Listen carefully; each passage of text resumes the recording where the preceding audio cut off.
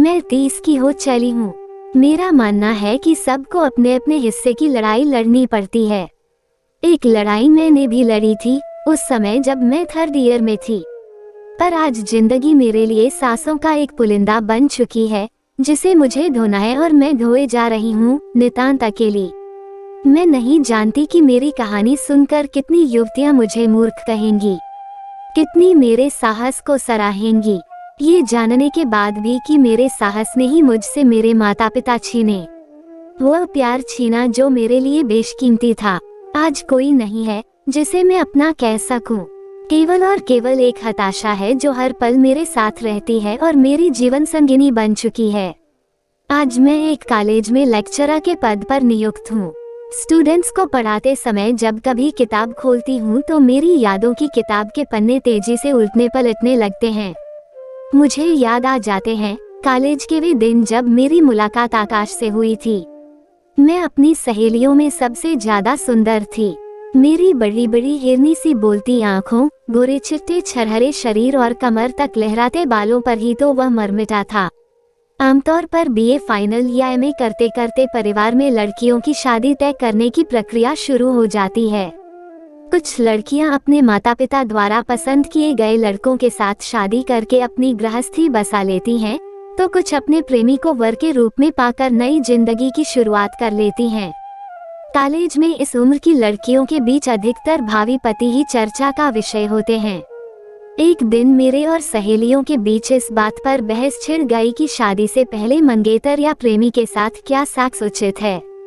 कई लड़कियों का मानना था कि इसमें अनुचित ही क्या है, जो कल होना है वह आज हो रहा है। आजकल लड़के कुछ ज्यादा ही डिमांडिंग हो गए हैं। यदि उनकी डिमांड्स पूरी न हो तो ये भी संभव है कि विवाह पूर्व ही लड़के लड़की के संबंधों में दरार आ जाए। कुछ कह रही थी कि इसमें खतरा भी है। मान लो किन्हीं कारणों से यदि शादी नहीं हो पाई तो ये भी हो सकता है कि लड़का आपको ब्लैकमेल करना शुरू कर दे, या ये भी हो सकता है कि लड़के से ब्रेकअप के बाद भविष्य में होने वाली शादी में इस प्रकार का संबंध अड़चन बन जाए। मैं शादी से पहले यौन संबंधों की पक्षधर कभी नहीं थी।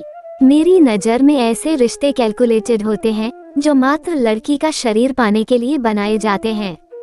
इनमें प्यार नहीं होता। वे लड़के जो अपनी भावी पत्नी या प्रेमिका से शादी से पहले सेक्स की डिमांड करते हैं, उनके लिए नारी केवल एक संपत्ति होती है जिसका उपयोग वे अपनी इच्छानुसार करना चाहते हैं। वे ये भी नहीं सोचते कि जिसने आपको अपना सर्वस्व समर्पित किया, अपने प्यार से आपको स्पंदित किया, उसके भी अपने कुछ जज्बात हैं, उसकी भी अपनी कोई सोच है। यदि कुछ अवांछित हो गया तो भुगतना तो लड़की को ही पड़ेगा। खैर, यह अपनी अपनी लड़ाई है जिसे प्रत्येक लड़की को अपने अपने तरीके से लड़ना पड़ता है। मैंने अपना प्रश्न रखा था। बहस का कोई परिणाम नहीं निकला। मेरे और आकाश के रोमांस को लगभग 2 महीने हो चले थे। उसके लिए हर दिन वैलेंटाइन डे हुआ करता था। वह कॉलेज के गेट पर मेरे आने से पहले एक गुलाब लिए खड़ा रहता। मुझे देखते ही उसकी आंखें नशीली हो उठती, चेहरे पर कातिलाना मुस्कुराहट उभर आती। मेरा भी मन पुलकित हो उठता। प्रेम की ताज़ा और स्फूर्त गंध हम दोनों के बीच बहने लगती। वो मुझे बड़े आशिकाना अंदाज में फूल भेंट करता और कहता, स्वागत है आपका हुस्ने मलिका अनामिका। उसके शब्द सुनते ही जाने कितने प्यार के पटाखे मेरे मन में भड़ाक भड़ाक की आवाज के साथ फटने लगते थे। उन 2 महीने में मैंने कभी यह महसूस नहीं किया कि वो प्रेम को सीधे सेक्स से जोड़कर देखता है या उसमें मेरे प्रति कोई दैहिक आकर्षण है। मुझे तो वह हर पल भावनात्मक रूप से ही जुड़ा हुआ मिला। यही उसकी विशेषता थी जो मुझे उससे बांधे रखती थी। यही वह गुण था जो उसे अन्य लड़कों से भिन्न बनाता था। उसकी उपस्थिति से ही मेरे मन के तार झनकृत होने लगते थे। फिर एक दिन वह हो गया जिसकी मुझे अपेक्षा नहीं थी। लाइब्रेरी के सामने वाली गैलरी में किसी को अपने आसपास ना पाकर उसने मुझे अपनी बाहों में भर लिया और अपने अधर मेरे अधरों पर टिकाने की कोशिश करने लगा। मेरे लिए ये स्थिति असह्य थी। क्रोध आंखों में उतर आया, शरीर कपकपा गया। आकाश, हाउ डेयर यू, मैंने उसे धकेलते हुए गुस्से से कहा, तुमने मुझे समझ क्या रखा है? एक भूग्या। I never expected this from you. Get lost. फिर पता नहीं कितनी देर तक मेरे शरीर में अंगारे दहकते रहे थे। मस्तिष्क में चिनगारियां फूटती रही थीं। मन सुलगता रहा था। मैंने देखा आकाश का हाल मुझसे बिल्कुल उल्टा था। चेहरा उड़ा सा था, मानो कीमती वस्तु के अचानक खो जाने का डर उसके चेहरे पर साफ झलक रहा था। आई एम सॉरी, कँपकँपाते हाथों से उसने मेरी बाहें पकड़ते हुए कहा था। पता नहीं मैं कैसे सुध-बुध खो बैठा। मेरा मकसद तुम्हारा दिल दुखाने का नहीं था। इतने अरसे से हम मिलते रहे हैं, पहले तो कभी ऐसा नहीं हुआ। Please, I am sorry again. उस दिन आकाश ने मेरी बाहें उस समय तक नहीं छोड़ी थीं, जब तक कि मैंने उसे माफ नहीं कर दिया था। एक जवान लड़की की माँ लड़की को लेकर किन किन परेशानियों से जूझती हुई जीती है, यह मेरी माँ इंदिरा ही जानती थी या वे स्त्रियां जानती हैं जिनकी बेटियां जवान हो जाती हैं। मेरे लिए माँ हर पल परेशान रहती थी। मेरे घर से बाहर निकलने से लेकर लौटने तक चैन की सांस नहीं ले पाती थी। हीरा सबके सामने हो तो कौन उसे लूटने का प्रयास नहीं करेगा। वे इसी भय से मुक्ति चाहती थीं। उनका कहना था कि मैं एक बार घर से विदा होकर अपने पति के घर चली जाऊं, तब जाकर उन्हें चैन मिलेगा। पिताजी भी यही चाहते थे कि मैं फाइनल ईयर करते करते ही लाइफ में सेटल हो जाऊं। बड़े प्रयासों के बाद उन्हें एक अच्छे परिवार वाला शिक्षित, सौम्य और संस्कारी लड़का मिला। वह आगरा में एक प्राइवेट फर्म में अच्छे पद पर कार्यरत था। लड़के के पिता ने पिताजी से कहा कि आप आगरा आइए, हमारा घर देखिए, लड़के लड़की को मिल लेने दीजिए, यदि सब कुछ ठीक ठाक रहा तो शादी की बात भी हो जाएगी। माँ लड़के के पिता की बातें सुनते ही रोमांचित हो गई थीं। प्रतीत हुआ था जैसे उनका नाम किसी अवार्ड फंक्शन के लिए नामांकित हो गया हो। उन्होंने दूसरे दिन ही आगरा जाने की तैयारियां कर डाली। युवक युवतियों के सिर से प्यार का भूत उतरे नहीं उतरता, मेरे सिर से भी नहीं उतरा था। मैं इस रिश्ते के लिए तैयार ही नहीं हुई। मैंने स्पष्ट शब्दों में माँ से कह दिया था, माँ, आकाश मेरा प्यार है, मैं शादी करूंगी तो उसी से, वरना नहीं। माँ बोली थी, हमारे खानदान में दूर दूर तक किसी ने प्रेम विवाह नहीं किया है, तो मैं तुझे कैसे करने दूंगी। और यह जो तू प्यार प्यार करती है, ये प्यार नहीं है, एक हवस है।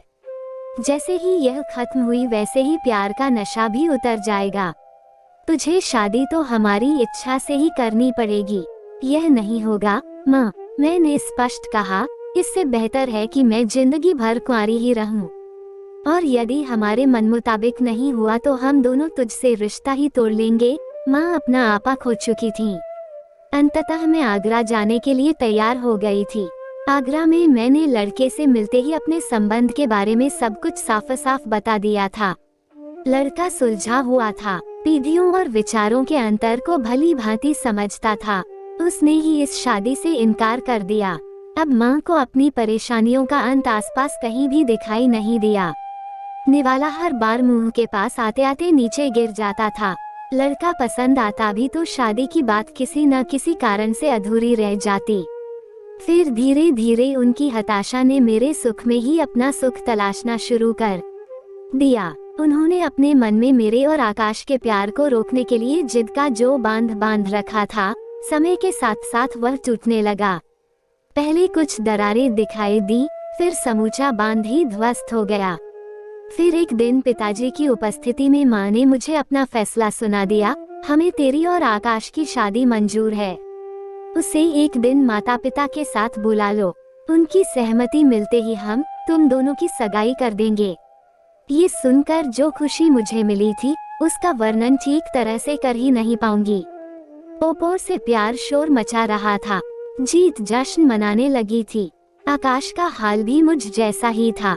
हमारी मुट्ठियों में सारा आसमान सिमट आया था। बस हमें और क्या चाहिए था। दूसरे दिन ही दोनों परिवार इकट्ठे हुए। दोनों परिवारों ने अपने बच्चों की खुशियों के लिए रिश्ता मंजूर कर लिया और फिर 20 दिन बाद हमारी सगाई हो गई थी। मुझे शुरू से ही यह स्लोगन बहुत अच्छा लगता था, ये दिन भी न रहेंगे। हमारा दुख सुख में बदल चुका था। उसके बाद तो हमने जमाने को पीछे मुड़कर देखना ही छोड़ दिया था। सगाई के कुछ दिन बाद ही मेरा जन्मदिन था। जन्मदिन पर आकाश ने मुझे उपहार में 50,000 रुपए की नीले रंग की साड़ी दी थी और होटल वेलेंटाइन में एक शानदार डिनर पार्टी भी। उस दिन मैं बहुत खुश थी। देर रात तक पार्टी चलती रही थी। पार्टी खत्म होते ही मैं उस रूम में चली आई थी जो आकाश ने मेरे आराम के लिए बुक किया था। उस समय वह अपने दोस्तों में व्यस्त था। रात को 2 बजे आकाश मेरे कमरे में घुसा था। उसके मुंह से शराब की दुर्गंध आ रही थी। कमरे में घुसते ही वह बोला, I need you darling, come on. उसके इरादे समझते ही मैं बेड से उठ गई थी। तीखे शब्दों में मैंने उससे कहा था, तुम अच्छी तरह जानते हो आकाश, शादी से पहले मुझे ऐसे संबंध पसंद नहीं है। ऐसा बोलते समय मैं भय से कांप भी रही थी। डोंट टेल मी, ये लड़कियों के चोचले हैं, मैं बखूबी जानता हूँ। और डार्लिंग अब तो हमारी सगाई भी हो चुकी है। You are my would be wife now, कहकर वह मेरी ओर बढ़ने लगा था। मैं उसका एग्रेशन देखकर ही समझ गई थी कि मुझे पाना उसकी जिद है। आज वह ये जिद पूरा करके ही रहेगा। वह अपनी जिद पर अड़ा रहा और मैं अपनी जिद पर। जब मैं नहीं झुकी तो उसने मुझे चेतावनी दे डाली, अगर तुम्हें मेरी इच्छा की कोई परवाह नहीं है तो मुझे भी तुम्हारी कोई परवाह नहीं है। मैं तुमसे अपने संबंध अभी इसी वक्त तोड़ता हूँ। अब हमारी शादी कभी नहीं होगी। अपने एथिक्स का सेहरा अपने सिर पर बांध जिंदगी भर डोलती रहना। वह उठकर कमरे से बाहर जाने का प्रयास करने लगा। मैं काटो तो खून नहीं वाली स्थिति में आ गई। मैंने तेजी से आगे बढ़कर उसे फिर सोफे पर बिठा दिया। मैं गिड़गिड़ाने लगी थी, यह क्या कह रहे हो आकाश? तुम नशे में हो, नहीं समझ पा रहे हो कि जो कुछ तुमने कहा है, यदि ऐसा हुआ तो इसका असर हमारी जिंदगियों को तबाह कर देगा। जिस प्यार को मैंने मुश्किल से पाया है, वह मेरी मुट्ठी से रेत की तरह फिसल जाएगा। प्लीज जरा ये तो सोचो। पर वह जरा भी विचलित नहीं हुआ। कहने लगा, माई डिसीजन इज फाइनल, तुम्हें क्या करना है इसका फैसला तुम कर लो। मेरी पकड़ से छूटने का प्रयास करते हुए उसने अपना फैसला सुना दिया। मैं उसे और नहीं रोक पाई थी। सारी मिन्नतें, कस्में, वादे सब नाकाम होते चले गए थे। वह तेजी से उठा और कमरे से निकल गया। उस सवेरे 3 जिंदगियां मर गई थीं। मेरी, माँ की और पिताजी की। पिताजी ने आकाश के विरुद्ध पुलिस में शिकायत करने का निश्चय किया तो माँ ने उन्हें रोक दिया। मेरी बदनामी का डर था। उसके बाद हमने शहर ही छोड़ दिया। कुछ समय बाद न माँ रही न पिताजी। दोनों को सदमा निगल गया। रह गई तो सिर्फ मैं, हताश, अपनी जिंदगी को ढोती हुई। पीरियड खत्म हो गया है। किताब भी बंद हो गई है। पर मैं अभी भी अनिश्चितता की स्थिति में हूँ। मुझे नहीं पता कि मैं अपनी लड़ाई जीती हूँ या हारी। माँ और पिताजी की मौत का बोझ मेरे सिर पर है। यह मुझे आज की युवतियाँ ही बता पाएंगी कि मेरा आकाश की इच्छाओं के सामने झुकना सही था या गलत। मुझे तो इसी तरह जीना है, सिर्फ इसी तरह।